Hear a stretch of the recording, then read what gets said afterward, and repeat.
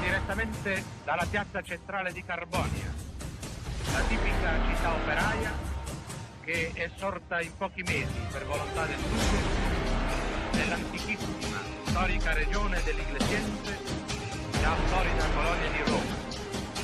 La città mineraria, la città dei carboni, l'emblema pulsante e già vittorioso della nostra battaglia per l'autarchia.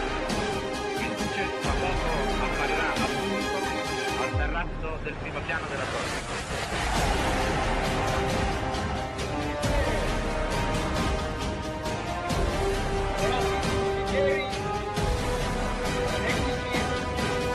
Lavoratori,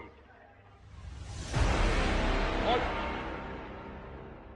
18 dicembre dell'anno 17° dell'era fascista, nasce con questo semplice rito inaugurale il giovane comune del Regno d'Italia.